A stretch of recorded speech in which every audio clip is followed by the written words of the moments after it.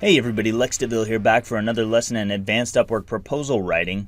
We're going to be talking about headlines in this video. So what is a headline, when would you use it, and what kind of headline should you even use? So first of all, what is a headline? A headline is a single sentence, a single statement that's going to come at the very top of your proposal. So when you write your proposal, it's going to have just one statement up there. It doesn't have to, so we'll get to that in a second, but if you use a headline, it's going to be one statement at the very top of your proposal. It should stand out from everything else. There should be no other text around it. You just have this one line. You hit enter and enter again before you do your greeting, so leave a space in between the two, but it's just something at the top. Something that when the client looks at this sentence or the statement, they read it and they say, okay, this guy said something that's really important to me or that has my attention. Let me read on. So the whole idea with a headline is just to catch their attention. You need to do this quickly because they've got a lot of proposals to go through. They have to make decisions. A client has to make a decision.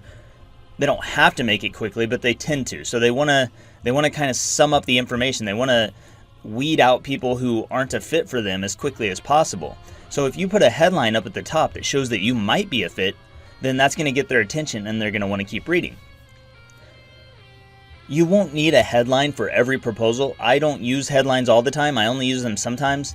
If it kind of depends on the feel of the job post. So if you think that they want you to use a headline, or if you think that they want you to show that you are the exact right person and they need this to be very clear, then a headline might be appropriate for you. If you are a copywriter, copywriters are going to use headlines in their proposals sometimes, especially direct response copywriters, because clients are going to want to see a demonstration of your skills. So your proposal is actually a demonstration of your skills if you're a copywriter. So that's when you might use a headline. It's just to get their attention. You don't have to be a copywriter to use it, but if you are a copywriter, you'll probably use these pretty regularly. I've left some examples in the resources below so you can see different headlines you might use, but the whole idea here is you have to say something that gets the client's attention.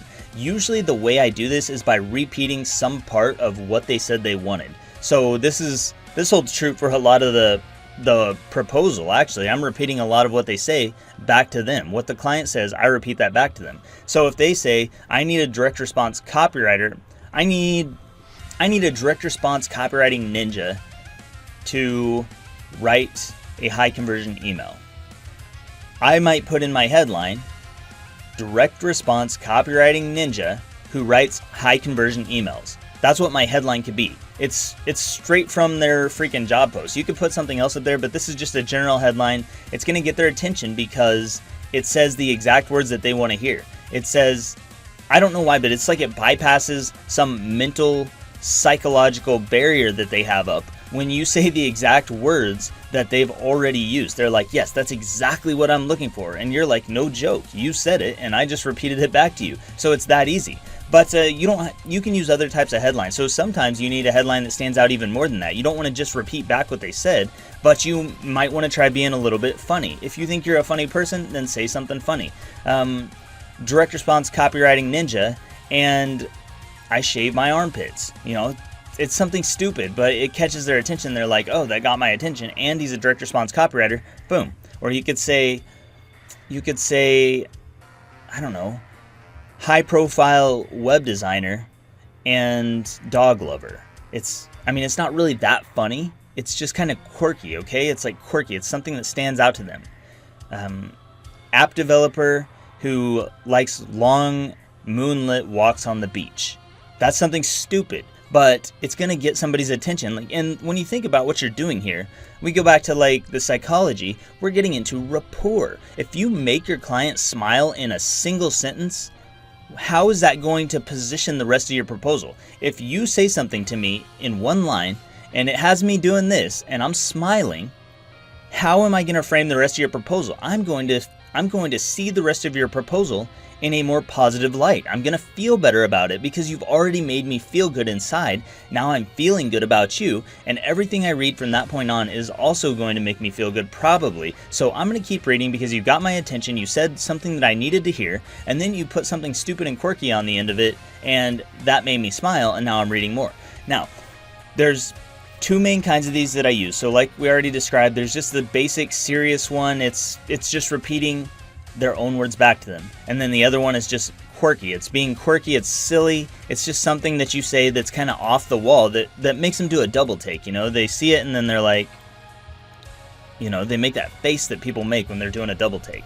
And they're like, what did this guy just say? And then now they have your attention, or you have their attention, I mean, and they're going to be more likely to move forward with you because you've said something that made them smile, or at least, at the very least, you said something that got their attention.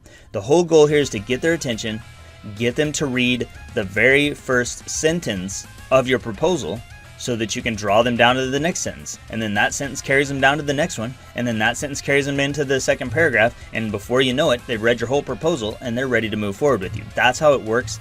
That's the art of headlines. They're very simple. You won't use them every time. Only some of you are going to use them some of the time. But I would definitely test them out. No matter what skill you offer, no matter what niche you're in, test out headlines, see if anything sticks or if anything gets results for you, and if it does, use it. Otherwise, you don't have to. It's not a requirement, but they can work really well. That's all I've got for this lesson, and I'll see you in the next one.